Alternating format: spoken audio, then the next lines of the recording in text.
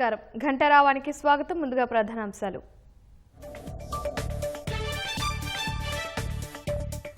రాష్ట్ర వ్యాప్తంగా మావోయిస్టుల కలకలం 5 జిల్లాల్లో 50 మందికి పైగా నక్సల్స్ అరెస్ట్ విజయవాడలో 28 మంది మావోయిస్టుల అరెస్టు న్యూ ఆటోనగర్ను షెల్టర్ జోన్గా చేశారన్న కృష్ణా జిల్లా ఎస్పీ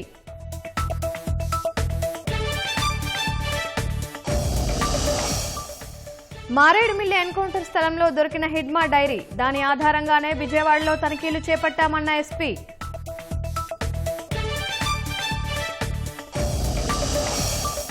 విజయవాడలో మావోయిస్టుల డంపు తరలింపు వాహనంలో పేలుడు పదార్థాలు తుపాకులు తీసుకెళ్లిన ఆక్టోపస్ దళాలు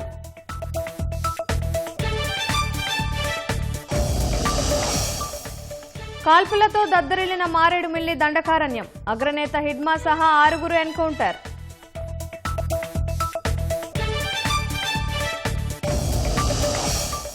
తిరుమల పరకామణి చోరీ కేసులో హైకోర్టు కీలక ఉత్తర్వులు సాక్షులతో పాటు నిందితుడు రవికుమార్ కు రక్షణ కల్పించాలని ఆదేశం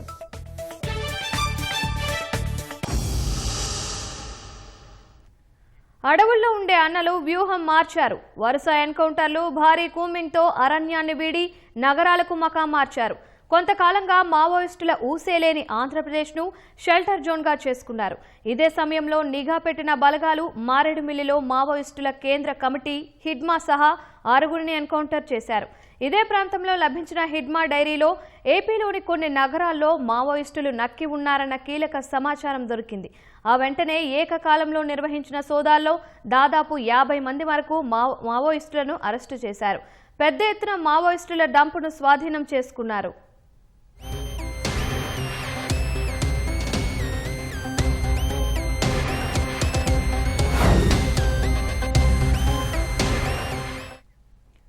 ఆంధ్రప్రదేశ్లో చాలా కాలం తర్వాత మావోయిస్టుల అలజడి రేగింది అల్లూరి సీతారామరాజు జిల్లా మారేడుమల్లి అటవీ ప్రాంతంలో జరిగిన ఎన్కౌంటర్లో మావోయిస్టు అగ్రనేత కేంద్ర కమిటీ సభ్యుడు హిడ్మా సహా 6 ఎన్కౌంటర్ అయిన కాసేపటిలో విజయవాడ శివారులో భద్రతా బలగాలు సోదాలు చేపట్టారు ఎన్కౌంటర్ స్థలంలో లభించిన సమాచారం ఆధారంగా ఈ సోదాలు జరిగినట్లు తెలుస్తోంది కొత్త ఆటోనగర్ ప్రాంతంలోని ఓ భవనంలో ఉంటున్నట్లు సమాచారం అందుకున్న ఆక్టోపస్ గ్రేహౌండ్స్ స్థానిక పోలీసులు 2-3 బస్సుల్లో ఆ ప్రాంతాన్ని చుట్టుముట్టారు కొత్త ఆటోనగర్ ప్రాంతాన్ని తమ ఆధీనంలోకి తీసుకున్నారు ఓ 4 అంతస్తుల భవనాన్ని చుట్టుముట్టారు భవనంలో ఆక్టోపస్ బృందాలు బాంబు స్క్వాడ్ తనిఖీలు చేపట్టారు భద్రతా బలగాలు 28 మంది మావోయిస్టులను అదుపులోకి తీసుకున్నట్లు కృష్ణా జిల్లా ఎస్పీ విద్యాసాగర్ తెలిపారు వీరిలో 21 మంది మహిళలు ఉన్నట్లు చెప్పారు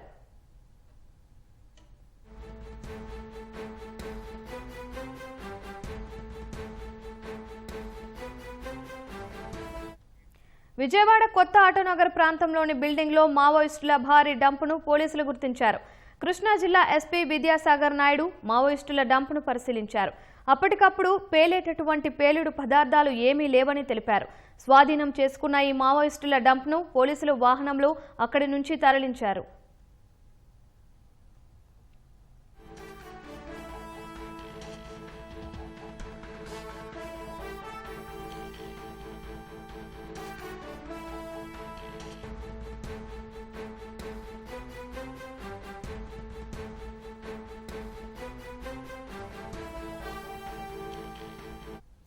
ఆపరేషన్ కగార్తో వరుస ఎన్కౌంటర్లు అగ్రనేతల మృతితో ఛత్తీస్గఢ్ నుంచి మావోయిస్టులు ఆంధ్రప్రదేశ్ వైపు వచ్చారన్న సమాచారంతో కొంతకాలంగా పోలీసులు నిఘా పెట్టారు పక్కా సమాచారంతోనే హిడ్మా ఎన్కౌంటర్ జరిగినట్లు తెలుస్తోంది ఇదే సమయంలో హిడ్మా డైరీలో కీలక సమాచారం ఆధారంగా విజయవాడ కాకినాడ నగరాల్లో సోదాలు నిర్వహించారు విజయవాడ న్యూ ఆటోనగర్ను మావోయిస్టులు షెల్టర్ జోన్గా మార్చుకున్నారన్న పక్కా సమాచారంతో చుట్టుపక్కల ఉన్న దుకాణాలు పరిశ్రమలను మూసివేసి తనిఖీలు చేపట్టారు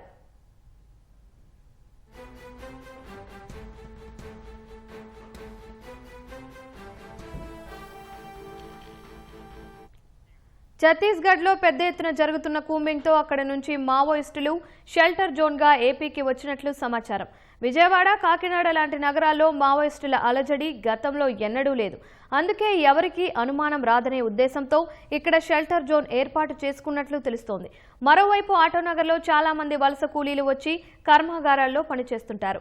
ప్రత్యేకంగా బీహార్, ఛత్తీస్గఢ్ నుంచి ఇక్కడికి వస్తున్నందున ఎవరికీ అనుమానం రాదని, అందుకే దీన్ని సురక్షిత ప్రాంతంగా భావించినట్లు తెలుస్తోంది. అయితే వీరికి ఇక్కడ షెల్టర్ జోన్ ఎవరిచ్చారు, మావోయిస్టులకు ఎవరైనా సానుభూతి పరులు ఉన్నారా అనే కోణంలోనూ పోలీసులు ఆరా తీస్తున్నారు. ఆటోనగర్లో మావోయిస్టుల తలదాచుకున్న భవనం ఎవరిదనే విషయంపై పోలీసులు ఆరా తీశారు. ఆర్కిటెక్ట్గా పనిచేస్తున్న ఓ వ్యక్తి గత నెలన్నర రోజులుగా విజయవాడలో ఉండటం లేదని, విదేశాలకు తన వృత్తిపరమైన పని మీద వెళ్లినట్లు తెలిసింది. భవనం తాళాలను వాచ్మెన్ వద్ద ఉంచి వెళ్లారని సమాచారం. నగర శివారులో ఎవరికీ ఏ విధమైన అనుమానం రాని ప్రదేశంగా మావోయిస్టులు ఈ భవనాన్ని భావించి వాచ్మెన్తో అద్దె కోసం మాట్లాడి ఉంటారని, లేదా బస కోసం బెదిరించి ఉండొచ్చనే అనుమానాలు వ్యక్తమవుతున్నాయి.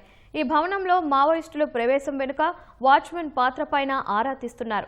భవనం మొత్తాన్ని ఖాళీ చేయించారు. గంటల తరబడి ఆక్టోపస్, బాంబు స్క్వాడ్ బృందాలు తనిఖీలు జరిపాయి. కృష్ణా జిల్లా ఎస్పీ విద్యాధర నాయుడు భవనాన్ని పరిశీలించారు. 10 రోజుల క్రితం కూలి పనుల కోసం అంటూ మావోయిస్టులు సానుభూతి పరులు ఇక్కడికి వచ్చినట్లుగా భావిస్తున్నారు. అరెస్టైన వారంతా ఛత్తీస్గఢ్ ప్రాంతానికి చెందిన వారే ఎక్కువ మంది ఉన్నట్లు తెలిసింది.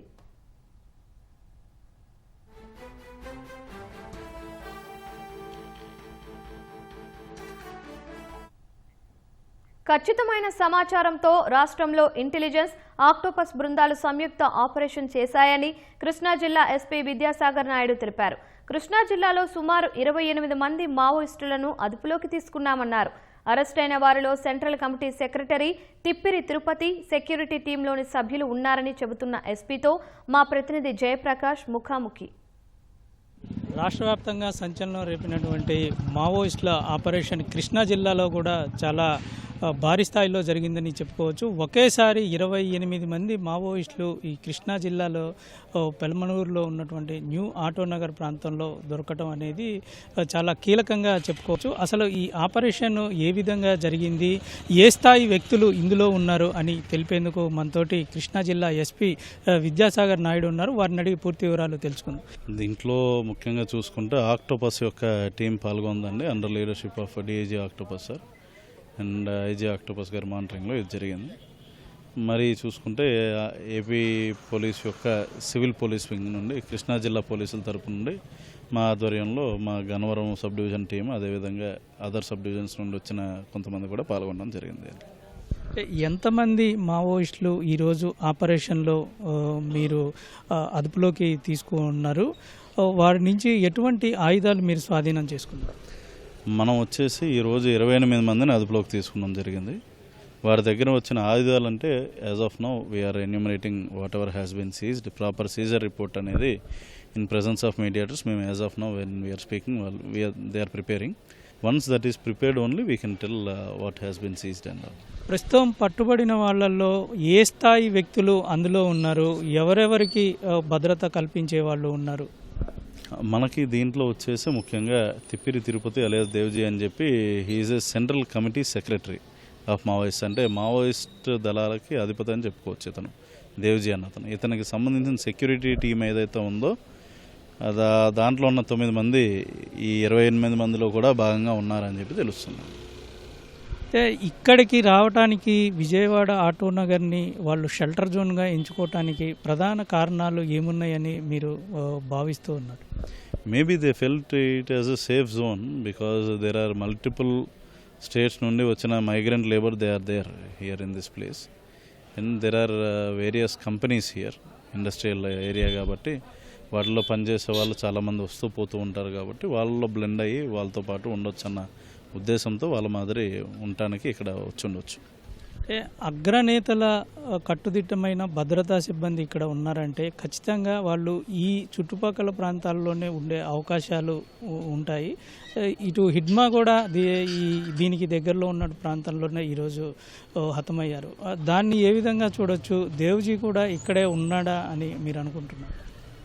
అట్లాంటి ఇన్ఫర్మేషన్ ఏం లేదండి. That's a very far fetched thing to సే.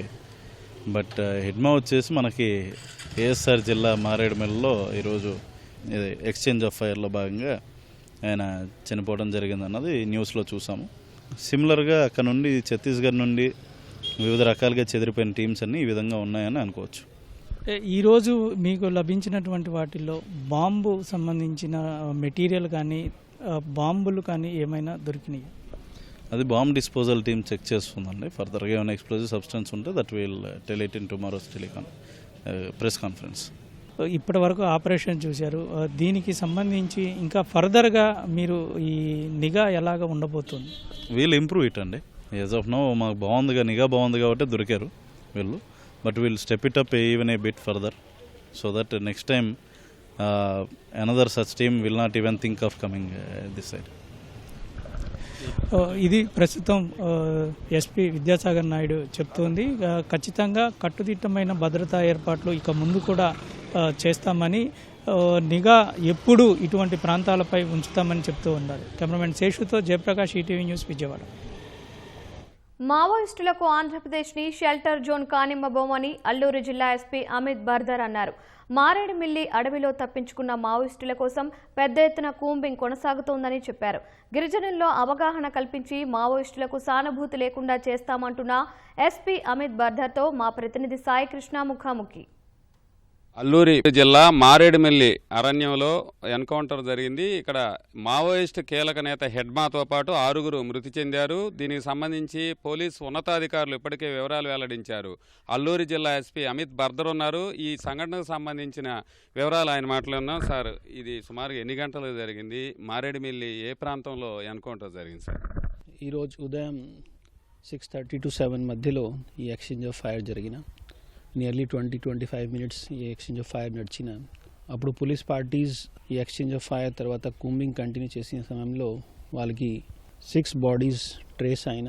వెంటనే మన సోర్సెస్ వాళ్ళ ఫోటోగ్రాఫ్స్ పంపించి సిగ్నల్ ఏరియా లేదు ప్రాంతం, ఆ ప్రాంతంలో కనెక్టివిటీ చాలా ఇష్యూస్ ఉంటున్నాయి. దీని కారణం కొద్ది సమయం తర్వాత మన దగ్గర ఫోటోగ్రాఫ్స్ అండ్ సమాచారం వచ్చి ఆ ఫోటోగ్రాఫ్స్ని మన సోర్సెస్కి పంపి వాళ్ళని ఐడెంటిఫై చేయడం జరిగిన. ఈ ఎక్స్చేంజ్ ఆఫ్ ఫైర్ జరిగిన ప్రాంతం మన మారేడుమిల్లి హెడ్ క్వార్టర్స్ నుండి సుమారు 5 కిలోమీటర్ లోపల డిస్టెన్స్లో ఉంటున్నాయి. అప్పుడు కూడా ఇది కొండ ప్రాంతం, మొత్తం ఫారెస్ట్ ఏరియా ప్రాంతంలో వాళ్ళు గతంలో కూడా మీరు చూసారా, జూలై 4లో కూడా మన ఎక్స్చేంజ్ ఆఫ్ ఫైర్ జరిగిన అప్పుడు కూడా అది మారేడుమిల్లి రంపచోడవరం లిమిట్స్లో జరిగిన. సో ఒక క్లియర్గా మావోయిస్ట్ మన ఏఎస్ఆర్ జిల్లాలో ఈ మారేడుమిల్లి రంపచోడవరం ప్రాంతంని ఒక షెల్టర్ జోన్గా వాళ్ళు తీసుకుంటున్నారు. కొన్ని రోజు నుండి మన ఈ విషయంలో సమాచారం ఉంది, ఈ ప్రాంతంలో మావోయిస్ట్ గతివిధి జరుగుతున్నాయి. దీని కారణం కంటిన్యూస్గా ఆపరేషన్స్ నడిచిన. ఈరోజు మనకి పోలీస్ పార్టీస్ యొక్క మంచి రిజల్ట్ వచ్చిన. ఏజెన్సీ ప్రాంతంలో ట్రైబల్స్కి బాధ పెట్టే వాళ్ళని పోలీస్ పార్టీ వాళ్ళు న్యూట్రలైజ్ చేసి ఎక్స్చేంజ్ ఆఫ్ ఫైర్లో ఈ ప్రాంతంలో శాంతి భద్రత వాళ్ళు చూపిస్తున్నారు ఎలాగా మనకి పెట్టుకోవాలి. ఈ ఎక్స్చేంజ్ ఆఫ్ ఫైర్లో పోలీస్ పార్టీస్ బయటికి వచ్చిన తర్వాత మనకి సమాచారం వచ్చిన ప్రకారంగా ఈ మడవి హిడ్మ, అదేవిధంగా రాజే అండ్ 4 మావోయిస్ట్ ఉన్నాయి. ఈ ఎక్స్చేంజ్ ఆఫ్ ఫైర్లో 4 మేల్ 2 ఫీమేల్ బాడీస్ ఉన్నాయి. దీంతో ఈ మావోయిస్ట్ ఈ ప్రాంతంలో ఉండే సమయంలో పూర్తిగా వాళ్ళు కూడా ప్రిపేర్గా వచ్చారు. డెటోనేటర్స్ కూడా చాలా ఎక్కువ నంబర్స్లో తీసుకొచ్చారు. పోలీస్ పార్టీస్కి మనకి సమాచారం తెలిసిన ప్రకారంగా ఇప్పుడు కూడా కొన్ని మావోయిస్ట్ ఈ ప్రాంతంలో తిరుగుతున్నారు. వాళ్ళు హైడింగ్లో ఎక్కడైనా షెల్టర్లో ఉంటున్నాయి. మనకి కూడా ఆపరేషన్స్ ఇప్పుడు నడుస్తున్నాయి. మిగతా వివరణ ఎప్పుడైనా మనకి రిజల్ట్ వస్తున్నా మీకు సమక్షంలో పెడుతున్నాం. హిడ్మ అనేది మావోయిస్టులో ఒక కీలకమైన నాయకుడిగా ఉన్నారు.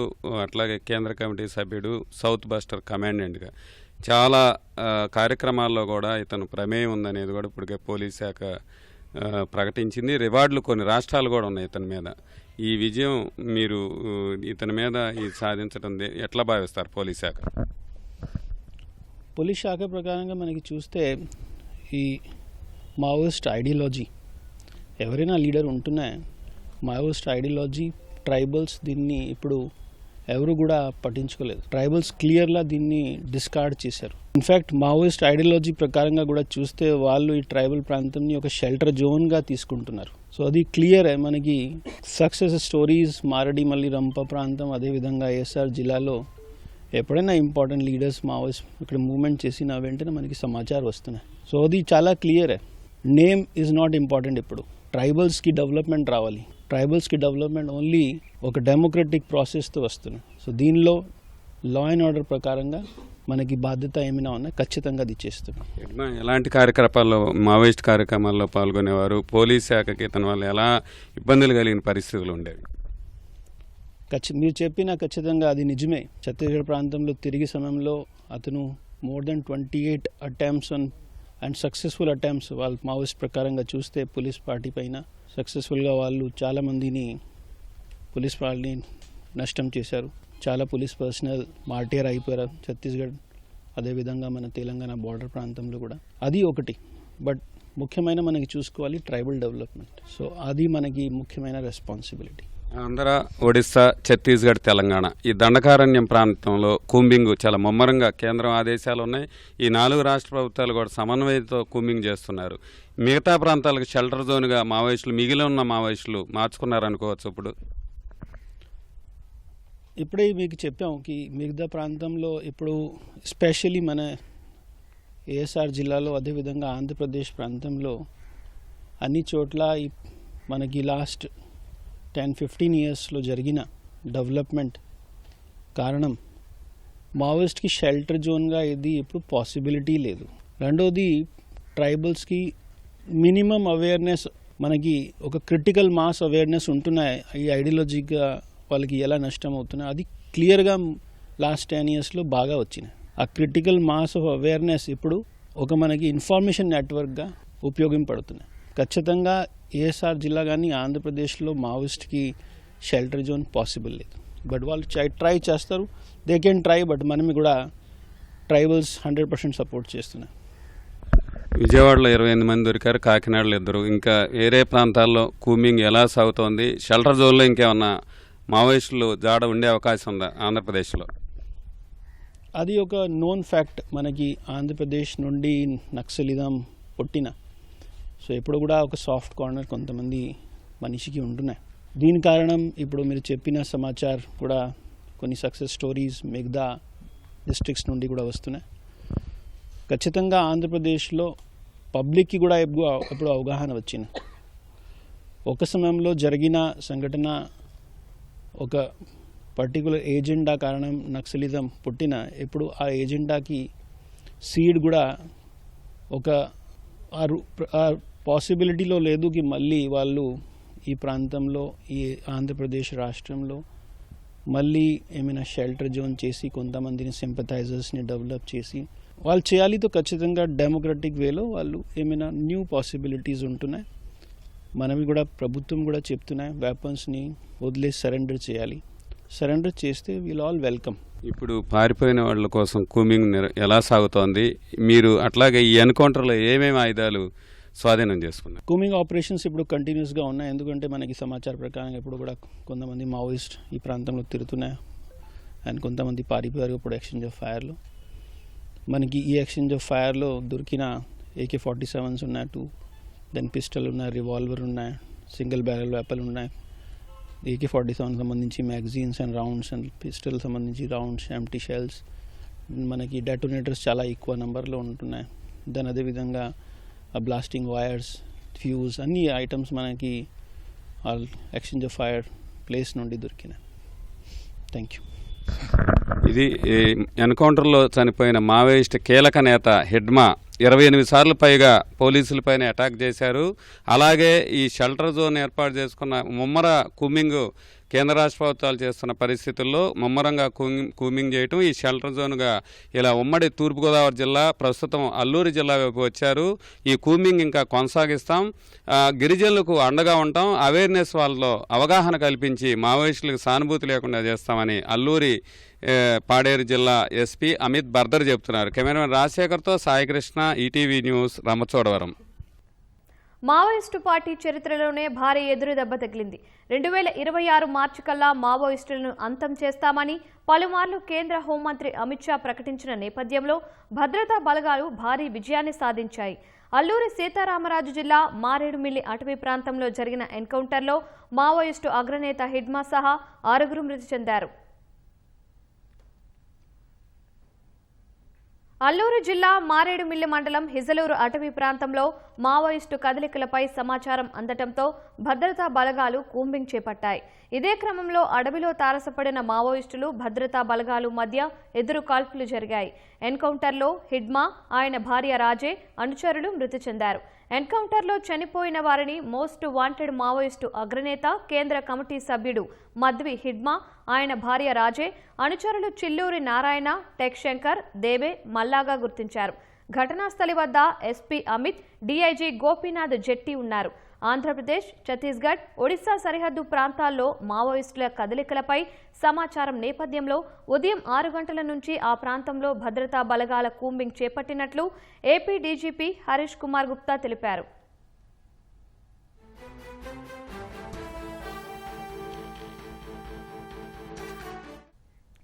ఛత్తీస్గఢ్లోని సుక్మా జిల్లా పూవర్తి గ్రామానికి చెందిన హిడ్మాకు పార్టీలో బిలాస్, హిడ్మాల్, సంతోష్ అనే పేర్లు ఉన్నాయి.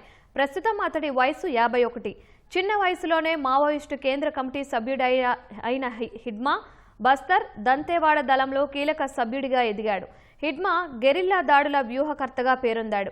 పీపుల్ లిబరేషన్ గెరిల్లా ఆర్మీ కమాండర్గాను హిడ్మా పనిచేశాడు. దండకారణ్య స్పెషల్ జోనల్ కమిటీ సభ్యుడిగాను హిడ్మా పనిచేశాడు. దంతేవాడ, సుక్మా పరిధిలో 30కి పైగా భారీ దాడుల్లో స్వయంగా పాల్గొంటూ కేంద్ర బలగాలకు మోస్ట్ వాంటెడ్గా మారారు. అతనిపై ఇప్పటికే పలు రాష్ట్ర ప్రభుత్వాలు 6 కోట్ల వరకు రివార్డు కూడా ప్రకటించాయి. 25 ఏళ్ల క్రితం అజ్ఞాతంలోకి వెళ్లిన హిడ్మాను ఈ ఉదయం బలగాల ఎన్కౌంటర్లో మట్టుబెట్టాయి.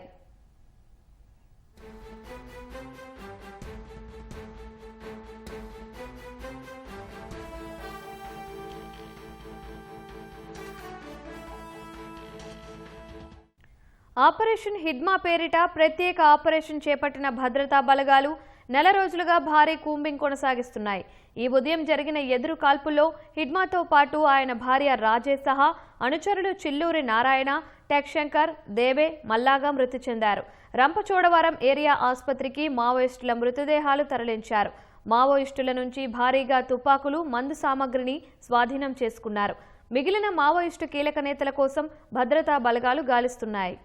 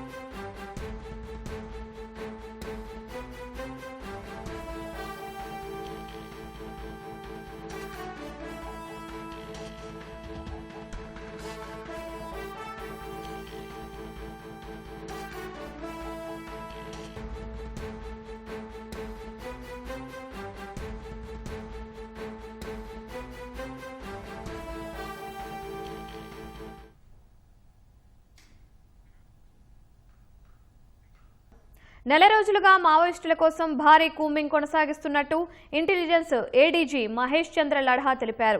ఈ ఉదయం అల్లూరు జిల్లా మారేడుమిల్లి అటవీ ప్రాంతంలో జరిపిన ఎన్కౌంటర్లో మావోయిస్టు అగ్రనేత హిడ్మాతో పాటు ఆయన భార్య రాజే, అనుచరులు 4 మృతి చెందారని స్పష్టం చేశారు. మావోయిస్టుల నుంచి భారీగా తుపాకులు, మందు సామగ్రిని స్వాధీనం చేసుకున్నామని వెల్లడించారు.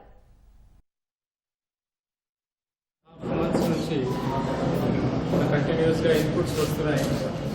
ఛత్తీస్గఢ్లో పోలీస్ యాక్షన్స్ కంటిన్యూస్గా జరుగుతున్నాయి. దానివల్ల కొంతమంది మావోయిస్టులు మన ఆంధ్ర వైపు రావడానికి చూస్తున్నారు. కంటిన్యూస్గా లాస్ట్ 1.5 months నుంచి వాచ్ పెట్టి మూమెంట్స్ అబ్జర్వ్ చేస్తున్నాము. దానిలో కొంతమంది సిటీలో షెల్టర్ తీసుకోవడానికి ప్రయత్నం చేశారు. కొంతమంది అడవిలో కంటిన్యూస్గా మూవ్మెంట్ ప్రయత్నం చేయడానికి చూశారు. ఇదే సందర్భంలో ఏఎస్ఆర్ పోలీస్ ఆపరేషన్ లాంచ్ చేస్తే ఈరోజు మార్నింగ్ మారేడుమల్లి నార్త్ సైడ్లో ఎదురు కాల్పులు జరిగింది. దానిలో 6 మావోయిస్ట్ డెత్ అయింది. ఇప్పటి వరకు వచ్చిన ఐడెంటిఫికేషన్ ప్రకారం central committee member, 1st battalion commandant Madvi Hidma ఒకరు, అలాగే ఆయన భార్య రాజే ప్లస్ ఆయనతో పాటు 4 మంది చనిపోయారు, కొంతమంది పారిపోయారు. Total recoveries AK-47 2, pistol 1, revolver 1, single bore weapon 1, electronic detonators 15 bundles 25 each, non-electrical detonators 150 numbers. మన లెక్క ప్రకారం ఇవన్నీ రికవర్ చేయడం జరిగింది. ఆపరేషన్స్ కంటిన్యూ అవుతున్నాయి. Hopefully will try to catch them. Maoist కీలక నేత ఆంధ్రప్రదేశ్, తెలంగాణ, ఛత్తీస్గఢ్, ఒడిశా పోలీసులతో పాటు కేంద్ర బలగాల నుంచి తప్పించుకుంటూ పోలీసులే లక్ష్యంగా కీలక ఆపరేషన్లు నిర్వహిస్తున్న మావోయిస్టు అగ్రనేత హిడ్మా పోలీసుల ఎదురుకాల్పుల్లో హతమయ్యారు. ఛత్తీస్గఢ్లోని సుక్మా జిల్లా పూవర్తి గ్రామానికి చెందిన హిడ్మాకు పార్టీలో బిలాస్, హిడ్మాల్, సంతోష్ అనే పేర్లు ఉన్నాయి. మురియా తెగకు చెందిన హిడ్మాకు పలు భాషల్లో పట్టుంది. దండకారణ్యంలో పార్టీ శ్రేణుల్ని ముందుండి నడిపించడంలో ఆరితేరిన హిడ్మాకు సంబంధించిన మరింత సమాచారం మా ప్రతినిధి మహేష్ తివారీ గడ్చిరోలి నుంచి అందిస్తారు. సెక్యూరిటీ ఫోర్సెస్కు మావోయిస్టుల పైన ఏదైతే ఆపరేషన్స్ జరుగుతున్నాయో దాంట్లో ఇవాళ దొరికిన చాలా పెద్ద సక్సెస్ అని మనం అనొచ్చు. ఎందుకంటే పీపుల్స్ వార్ గ్రూప్ నుంచి సిపిఐ మావోయిస్ట్ ఈ మావోయిస్ట్ పార్టీ దాకా మనం చూస్తే మాడివి హిడమ ఒక చాలా పెద్దమైన కీలకమైన పేరు అని మావోయిస్ట్ ఉద్యమంలో చెప్తూ ఉంటారు. సెక్యూరిటీ ఫోర్సెస్ పైన జరిగిన పెద్ద దాడుల్లో హిడమ ఉన్నాడు. హిడమ అంటే మావోయిస్ట్ ఉద్యమానికి ఒక బ్యాక్ బోన్ అని ఆయనకు గుర్తుపడతారు. 8వ తరగతి దాకా స్కూల్ చదివిన తర్వాత మావోయిస్ట్ ఉద్యమంలో 15 నుంచి 16 వయసు ఉన్న సమయంలో హిడమ మావోయిస్ట్ ఉద్యమంలో వచ్చాడు. దాని తర్వాత హిడమ ఏదైతే ఉన్నాడో ఆయన మావోయిస్ట్ ఉద్యమానికి ఎలా బ్యాక్ బోన్ అయ్యాడు నేను చెప్తాను. People's Liberation Guerrilla Army PLGA ఈ మావోయిస్టులది ఒక చాలా పెద్ద బటాలియన్, అగ్రెసివ్గా సెక్యూరిటీ ఫోర్సెస్ పైన దాడి చేసే బటాలియన్. దానికి కమాండర్గా హిడమకు పెట్టారు. ఏదైతే LTT నుంచి మందుపాత్ర పేల్చి మావోయిస్టుల నుంచి దాడులు జరుగుడు కానీ వేరే యాంబుష్ పెట్టుడు అవన్నీ ఏదైతే జరుగుతాయో దాంట్లో ఒక మాస్టర్ మైండ్ అని హిడమ పేరు చెప్తూ ఉంటారు. 2010లో CRPF సిబ్బంది పైన జరిగిన చింతల్నార్లో జరిగిన దాడిలో 76 CRPF జవాన్ మృతి చెందారు. ఆ సంఘటన కూడా ప్లానింగ్ పకడ్బందీగా హిడమ చేశారు. దాని తర్వాత రాణిబోద్లిలో ఒక పెద్ద దాడి జరిగింది. దాంట్లో 55 జవాన్ మృతి చెందారు. ఆ దాడి కూడా హిడమ నేతృత్వంలో జరిగింది. ఒక సుక్మా సహా ఛత్తీస్గఢ్లో మనం చూస్తే 30 కంటే ఎక్కువ దాడులు జరిగాయి. దాంట్లో సెక్యూరిటీ పర్సన్స్ చాలా పెద్ద ఎత్తున మృతి చెందారు. ఆ అన్ని దానికి వ్యూహరచన హిడమ చేశారు. 2013లో కాంగ్రెస్ లీడర్స్ ర్యాలీ పైన జరిగిన దాడిలో ఛత్తీస్గఢ్ కాంగ్రెస్ PCC చీఫ్ నందకుమార్ పటేల్ మృతి చెందారు. ఆయనే సహా 40 మంది మృతి చెందారు. ఆ ప్లానింగ్ కూడా పూర్తిగా హిడమ చేశారు. అంటే హిడమ ఎంత పెద్ద పేరు అని మనం అనుకోవచ్చు. మావోయిస్ట్ ఉద్యమంలో ఒక చాలా బ్యాక్ బోన్. ఎందుకంటే వేరే చాలా CC మెంబర్స్ ఉన్నారు, టాప్ లీడర్స్ ఉన్నారు. వాళ్ళకు ఒక ఇంటెలెక్చువల్ పద్ధతితో మావోయిస్ట్ ఉద్యమం పబ్లిక్లో ఎలా తీసుకువెళ్ళాలో చూస్తూ ఉంటారు. కానీ ఆపరేషనల్ పద్ధతితో మనం చూస్తే హిడమ చాలా పెద్ద రోల్ ఉంది, చాలా పెద్ద పేరు ఉంది. ఎందుకంటే ఆపరేషనల్ పద్ధతితోటి సెక్యూరిటీ ఫోర్సెస్ పైన కుంబింగ్ చేసే ఫోర్సెస్ పైన అడవిలో ఘట్టమైన అడవి ప్రాంతంలో ఎలా దాడి చేయాలి, వాళ్ళకి ఎలా పకడ్బందీగా ఘెరావ్ చేయాలి, ఈ అన్ని దానికి ఒక ప్లానింగ్ వ్యూహరచన చేసే దాంట్లో హిడమ చాలా పెద్ద పేరు అని చెప్తూ ఉంటారు. దానివల్లనే ఒక స్టేట్కు మావోయిస్ట్ ప్రాబల్యం ఉన్న ప్రాంతం ఉన్న సెక్యూరిటీ ఫోర్సెస్ తోటి సెంట్రల్ సెక్యూరిటీ ఫోర్సెస్ వరకు ఒకటే టార్గెట్ ఉండే మాడివి హిడమ. బసవరాజు తర్వాత మావోయిస్ట్ ఉద్యమం పూర్తిగా నిలిపిపెట్టడానికి సెక్యూరిటీ ఫోర్సెస్ చాలా ప్రయత్నాలు చేస్తున్నారు. కానీ దాంట్లో వాళ్ళ పైన ఒకటే టార్గెట్ ఉండే హిడమ. కర్రెగట్టలో హిడమకు ఘెరావ్ చేస్తానికి చాలా పెద్ద ఎత్తున ప్రయత్నం సెక్యూరిటీ ఫోర్సెస్ చేశాయి. కానీ దాంట్లో హిడమ తప్పి వెళ్ళారు. దాని తర్వాత ఇప్పుడు హిడమ ఎక్కడున్నాడు అని ఒక చాలా పెద్ద క్వశ్చన్ అందరి ముంగట ఉండే. ఛత్తీస్గఢ్ మహారాష్ట్ర బార్డర్ కానీ, Chhattisgarh Telangana border, Chhattisgarh Andhra Pradesh border, Chhattisgarh Orissa border, ఈ టార్గెట్కు పట్టుకొనే పకడ్బందీగా సెక్యూరిటీ ఫోర్సెస్ దానిపైన ఒక దృష్టించారు. దాని తర్వాతనే ఒక పెద్ద ఇన్పుట్ దొరికింది. ఆ ఇన్పుట్ తోటే హిడ్మకు ఇవాళ ఘేరావ్ చేశారు. ఎన్కౌంటర్లో హిడ్మకు కాల్చి చంపారు. హిడ్మ మృతి చెందడం ఆపరేషన్ దృష్టితోటి మావోయిస్ట్ ఉద్యమానికి జరిగిన చాలా పెద్ద ఎదురుదెబ్బ. 6 కోట్ల కంటే ఎక్కువ బహుమానం హిడ్మ పైన ఉంది. అలాంటి హిడ్మ మావోయిస్ట్ ఉద్యమంలో ఉన్న అతని వైఫ్ రాజేష్ సహా 6 మావోయిస్టులతోటి ఇవాళ మృతి చెందాడు. మావోయిస్ట్ ఉద్యమం ఏ దశకు చేరుకుందో మనం చూస్తే చాలా పెద్ద పెద్ద లీడర్లు సరెండర్ చేస్తున్నారు, సీసీ మెంబర్స్ ఎన్కౌంటర్లో మరణిస్తున్నారు. అవి అంతా చూసిన తర్వాత హిడ్మ లాంటి బ్యాక్ బోన్ దేవ్జీ తోటి ఉన్నది. అంటే మావోయిస్ట్ ఉద్యమం కూడా ఒక ఆశ లెక్క ఇప్పుడు కూడా ఉన్నది అని చెప్తూ ఉంటారు ఎక్స్పర్ట్స్. ఏదైతే అంటారో అది ఇప్పుడు కూడా ఇప్పటిదాకా ఈ ఆశ ఉండే. కానీ ఇవాళ హిడ్మకు హతమార్చిన తర్వాత మావోయిస్ట్ ఉద్యమానికి ఆపరేషనల్ పద్ధతితోటి సెక్యూరిటీ ఫోర్సెస్ పైన ఒక దాడికి వ్యూహరచన చేసే అలాంటి లీడర్ లేడు. దానివల్ల మావోయిస్ట్ ఉద్యమం ఒక వేరే స్థాయికి ఇప్పుడు చేరుకోయింది అని మనం అనొచ్చు. Mahesh Tiwari, ETV news, Maharashtra Chhattisgarh border, Gadchiroli.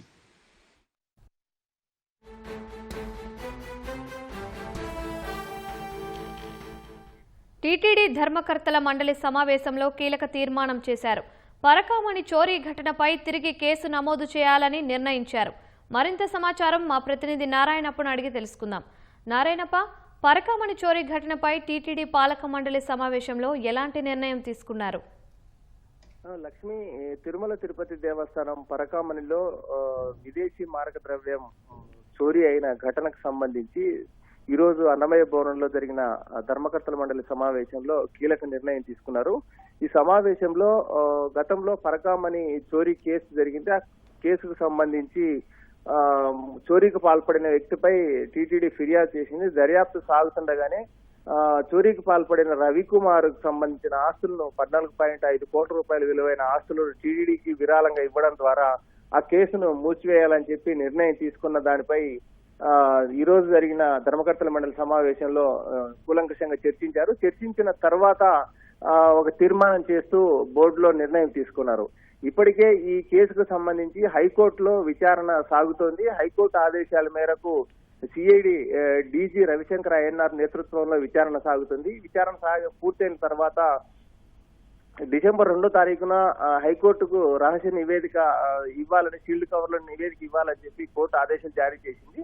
ఈ నివేదిక ఇచ్చిన తర్వాత అయినా కోర్టు ఆదేశాల మేరకు ఒకవేళ తిరిగి విచారణ చేపట్టినా కేవలం రవికుమారు చోరీ కేసు, అదే విధంగా ఈ రవికుమార్ ను చోరీ చేసిన వ్యక్తి నుంచి 14.5 కోట్ల రూపాయల టీటీడీకి విరాళంగా ఇవ్వడము, రవికుమారు ఫిర్యాదు చేసిన వ్యక్తి మధ్య కేసు రాజీ, ఈ పరిమితిలోనే కోర్టు విచారణ, కోర్టు ఆదేశాలు వచ్చినప్పటికీ ఆ పరిమితంగా విచారణ ఉంటుంది. కాబట్టి ఈ భక్తుల మనోభావాలను, భక్తుల విశ్వాసాలను దృష్టిలో ఉంచుకొని తిరుమల తిరుపతి దేవస్థానం పవిత్రతను, ప్రతిష్టను మరింత పెంచేందుకు వీలుగా ఇలాంటి సంఘటనలు పునరావృతం కాకుండా, ఇలాంటి సంఘటనలు జరిగితే ఎలాంటి నిర్ణయాలు, కేసులు, శిక్షలు ఉంటాయి అన్న అంశాన్ని భక్తులకు తెలియజేసే లక్ష్యంతో మరోసారి కేసు నమోదు చేయాలని, కేసు నమోదు చేసిన తర్వాత ఇప్పటి వరకు అంటే గతంలో కేసు నమోదు చేసిన వ్యక్తి ఇటీవల అనుమానాస్పదంగా మృతి చెందిన ఘటన కావచ్చు, అదే విధంగా ఆ case additional vigilance security officer Satish Kumar, అదే విధంగా చోరీకి పాల్పడిన రవికుమార్ మధ్య జరిగిన రాజీ వెనక కుట్రకోణము, ఇలాంటి వివిధ అంశాలతో కూడిన పూర్తి స్థాయి పరకామణి చోరీకి సంబంధించి మరోసారి విచారణ నిర్వహించేందుకు వీలుగా తిరుమలలో పోలీస్ స్టేషన్ లో ఫిర్యాదు చేయాలని ధర్మకర్తల మండలికి ఉన్న అధికారులను ఉద్దేశించి తీర్మానం చేస్తున్నట్లు ఈరోజు సమావేశంలో నిర్ణయం తీసుకున్నారు. లక్ష్మి, ధన్యవాదాలు నారాయణప్ప. పరకామణి చోరీ కేసులో బాధ్యులపై క్రిమినల్ చర్యలు తీసుకోవాలని తీర్మానం చేసినట్లు టీటీడీ చైర్మన్ బీఆర్ నాయుడు తెలిపారు. భక్తుల మనోభావాలను దృష్టిలో ఉంచుకొని పరకామణి చోరీ కేసుపై నిష్పక్షపాతంగా విచారణ చేసి బాధ్యులపై చర్యలకు ప్రభుత్వానికి నివేదిస్తామన్నారు. కేసు ఏదైతే ఉందో అది ఎన్నో రకాలుగా వెళ్తుంది. ఈ భక్తుల మనోభావాలను దృష్టిలో ఉంచుకొని పరకామణి కేసును నిష్పక్షపాతంగా విచారణ చేసి బాధ్యులపై చర్యలు తీసుకోవాలని ప్రభుత్వానికి నివేదించాలని ఈ బోర్డు నిర్ణయించారు. అందుకు అనుగుణంగా బాధ్యులపై క్రిమినల్ చర్యలు కూడా తీసుకోవాల్సిందిగా బోర్డు తీర్మానం చేయడం జరిగింది. ఈరోజు ఎంతటి వాళ్ళు ఉన్నా కానీ ఆ ఒక్క ఇన్సిడెంటే కాకుండా దాని ముందు దాని తర్వాత ఇలాంటివి ఏమన్నా జరిగాయా అనేటువంటిది సమగ్రంగా దర్యాప్తు చేయాలని చెప్పేసి బోర్డు నిర్ణయం చేసింది. దాన్ని మనం ప్రభుత్వానికి నివేదిస్తాం. ప్రభుత్వం ఏం చర్యలు తీసుకుంటుందో దానికి అనుగుణంగా మేము బోర్డు నిర్ణయం తీసుకుంటాం. తిరుమల పరకామణి చోరీ కేసులో ఫిర్యాదుదారు సతీష్ కుమార్ అసహజ మరణంపై హైకోర్టు దిగ్భ్రాంతి వ్యక్తం చేసింది. సతీష్ కుమార్ మృతిపై షాకింగ్ కు గురయ్యామని వ్యాఖ్యానించింది. ఈ కేసులో సాక్షులతో పాటు నిందితుడు రవికుమార్కు రక్షణ కల్పించాలని పోలీసులను హైకోర్టు ఆదేశించింది. ఈ కేసు విచారణ పూర్తయ్యే వరకు రక్షణ కల్పించాలని సిఐడి డీజీకి హైకోర్టు నిర్దేశించింది. ఈ కేసు దర్యాప్తులో తనతో పాటు సిఐడిలోని కింది స్థాయి అధికారులు కూడా పాల్గొనేందుకు అనుమతించాలని కోరుతూ సిఐడి డీజీ హైకోర్టులో మెమో దాఖలు చేశారు. ఇందుకు హైకోర్టు అనుమతించింది. దర్యాప్తులో పాల్గొనేందుకు వెసులుబాటు కల్పించింది. తదుపరి విచారణను డిసెంబర్ 2 వరకు వాయిదా వేసింది. తిరుమల వైకుంఠ ద్వార దర్శనాల టికెట్లపై టీటీడీ అధికారులు కీలక నిర్ణయం తీసుకున్నారు. డిసెంబర్ 30 నుంచి 2026 జనవరి 8 వరకు వైకుంఠ ద్వార దర్శనాలను కల్పిస్తున్నట్లు టీటీడీ చైర్మన్ బిఆర్ నాయుడు తెలిపారు. తిరుమలలో అన్నమయ్య భవన్లో నిర్వహించిన టీటీడీ ధర్మకర్తల మండలి సమావేశంలో ఆయన పాల్గొన్నారు. సీఎం చంద్రబాబు ఆదేశాలతో సామాన్య భక్తులకు పెద్దపీట వేస్తూ 10 రోజుల పాటు ఆర్జిత సేవలు, ప్రివిలేజ్ దర్శనాలను నిలిపివేస్తున్నట్లు వెల్లడించారు. మొదటి 3 రోజులకు ఈడిప్ ద్వారా టోకెన్ల కేటాయింపు జరుగుతుందన్నారు. డిసెంబర్ 30 నుండి 8వ తేదీ వరకు 10 రోజుల పాటు వైకుంఠ ద్వార దర్శనం భక్తులు కల్పిస్తాము. జనవరి 2వ తేదీ నుండి 8వ తేదీ వరకు ఆన్లైన్ ద్వారా రోజువారీ 15,300 రూపాయల టికెట్లు, ప్రత్యేక ప్రవేశ దర్శన టికెట్లు 1000 శ్రీవాణి ట్రస్టుకు రెగ్యులర్ పద్ధతిలో కేటాయించాలని చెప్పి కూడా డిసైడ్ చేయడం. నవంబర్ 27 నుండి 1వ తేదీ వరకు భక్తుల టోకన్ల కోసం రిజిస్ట్రేషన్ చేసుకోవచ్చు. స్థానికులు తిరుపతిలో నివసించేటువంటి వాళ్ళు ఎవరైతే ఉన్నారో వాళ్ళకి జనవరి 6, 7, 8 తేదీల్లో రోజుకు 5,000 టోకన్లు చొప్పున ఫస్ట్ ఇన్ ఫస్ట్ పద్ధతుల్లో బుక్ చేసుకునే అవకాశం కల్పించడం జరుగుతా ఉంది. ఓవరాల్ గా ఈ వైకుంఠ ఏకాదశికి దాదాపు 8 లక్షలకి ఇవ్వటం జరుగుతుంది. దాదాపు 90% టయాన్ని సర్వదర్శనం వాళ్ళకి అవైలబిలిటీలో ఉంటుంది. ప్రకాశం జిల్లా నాగులుప్పలపాడు మండలం తిమ్ము సముద్రంలో గోరంట్ల వెంకన్న ట్రస్ట్ వంశపారపర్య ధర్మకర్తగా గోరంట్ల పెదవీరయ్య ప్రమాణ స్వీకారం చేశారు. సంస్కృతాంధ్ర అభివృద్ధే ధ్యేయంగా పనిచేస్తున్నట్లు పెదవీరయ్య తెలిపారు. తమ తాత గోరంట్ల వెంకన్న సంస్కృతాంధ్ర ఆయుర్వేదాన్ని 2 కళ్లుగా భావించి యావదాస్తిని వాటి కోసమే వెచ్చించారన్నారు. ఆయన బాటలో సంస్కృతాంధ్ర అభివృద్ధికి కృషి చేస్తున్నట్లు తెలిపారు. సాంస్క్రిట్ వరకు ఉంది మా కాలేజీలో, అలానే ఆయుర్వేదిక్ హాస్పిటల్ ఉన్నది. అవన్నీ కొంచెం కుంటుపడ్డాయి. ఇప్పుడు వాటిని తీసి సరి చేసుకోవాలని చాలా సవాళ్ళు ఎదురు చూస్తున్నాయి. దాని కింద 270 ఎకరం సుక్షేత్రమైన మాగాణి ఉంది. కౌలు వసూలు విషయంలో కానీ ఖర్చుల విషయంలో కానీ చాలా జాగ్రత్తలు తీసుకొని చాలా విషయాల్లో శ్రమ చేయాల్సి ఉంది. దానికి ఎనలేని కృషి చేస్తానని ప్రమాణం చేస్తున్నాను. మా తాతగారి ఆశయం మేరకు సంస్కృతం అంతరించిపోతుంది కాబట్టి ఆయన ఆశయం మేరకు సంస్కృతాంధ్రాన్ని జాగ్రత్తగా పరిరక్షించాలని కోరుకుంటూ దీన్ని దిగ్విజయంగా నెరవేర్చగలని ఆశిస్తున్నాను. క్యాన్సర్ను తొలి దశలోనే గుర్తించేందుకు ప్రభుత్వం నిర్వహిస్తున్న స్క్రీనింగ్ టెస్టుల నిర్వహణ పట్ల సర్వత్రా హర్షం వ్యక్తమవుతోంది. అసంక్రమిత వ్యాధుల నియంత్రణ నివారణ కార్యక్రమం 4.0 ద్వారా రాష్ట్రంలో లక్షలాది మందికి స్క్రీనింగ్ పరీక్షలు నిర్వహించారు. ఆయా పీహెచ్సీల్లో వైద్యులు పరీక్షలు చేసిన తరువాత అవసరమైన వారిని ఆయా జిల్లాల్లోని బోధనాసుపత్రులకు పంపుతున్నారు. అక్కడి ఆంకాలజిస్టులు మరోసారి క్యాన్సర్ అనుమానిత కేసులను పరిశీలించి వ్యాధి నిర్ధారణ చేసి చికిత్స అందిస్తున్నారు. క్యాన్సర్ మహమ్మారి లక్షణాలను గుర్తించలేక ప్రాణాల మీదకు తెచ్చుకుంటున్న ఉదంతాలు అనేకం ఉన్నాయి. క్యాన్సర్ అనుమానిత లక్షణాలను ముందే స్క్రీనింగ్ చేసేందుకు రాష్ట్ర ప్రభుత్వం పెద్ద ఎత్తున చర్యలు చేపట్టింది. ఇందులో భాగంగానే రాష్ట్రంలో 39 లక్షల మంది క్యాన్సర్ అనుమానిత లక్షణాలున్న వారికి స్క్రీనింగ్ పరీక్షలు నిర్వహించారు. పరీక్షలు చేయించుకున్న వారిలో బ్రెస్ట్ క్యాన్సర్ లక్షణాలతో 9,963 మంది, సర్వైకల్ క్యాన్సర్తో 22,861 మంది మహిళలు ఉన్నట్లు తేల్చారు. నోటి క్యాన్సర్ అనుమానిత లక్షణాలు కలిగిన వారు 26,639 మంది వరకు ఉన్నారు. వారికి చికిత్స నిమిత్తం బోధనాసుపత్రుల్లో ప్రత్యేకంగా 222 నంబరుతో ఓపీ రూమ్ కేటాయించారు. రాష్ట్ర వ్యాప్తంగా 18 ఏళ్లు పైబడిన వారు 4.18 కోట్ల మంది ఉన్నారు. వీరిలో ఎన్సీడీ 3.0 ద్వారా 2.92 కోట్ల మందికి పరీక్షలు చేశారు. అయితే క్యాన్సర్ వ్యాధిగ్రస్తుల గుర్తింపు ఫలితాలు అంచనాలకు దూరంగా ఉన్నాయని మంత్రి సత్యకుమార్ యాదవ్ దృష్టికి రావడంతో మరోమారు స్క్రీనింగ్ పరీక్షలు చేపట్టాలని ఉన్నతాధికారులను ఆదేశించారు. ప్రజల్లో అవగాహన పెంచాలని, సిబ్బందికి మరోమారు పునశ్చరణ తరగతులు నిర్వహించాలని స్పష్టం చేశారు. ఎర్లీ స్టేజ్లో మనం క్యాన్సర్ని కనుక గుర్తిస్తే కంప్లీట్గా క్యూర్ అనేది నివారించడానికి ఒక్కొక్కసారి నెక్స్ట్ కీమో అండ్ రేడియేషన్ దాకా కూడా వెళ్లకుండా రేడియేషన్ తీసుకున్నప్పుడు అడ్వాన్స్ స్టేజెస్లో లేడీస్కి మనం సర్వైవల్ రేట్ ఎక్కువ ఉన్నా కొంతమందికి దానివల్ల ఫ్యూచర్లో ప్రాబ్లమ్స్ వస్తూ ఉంటాయి రేడియేషన్ వల్ల.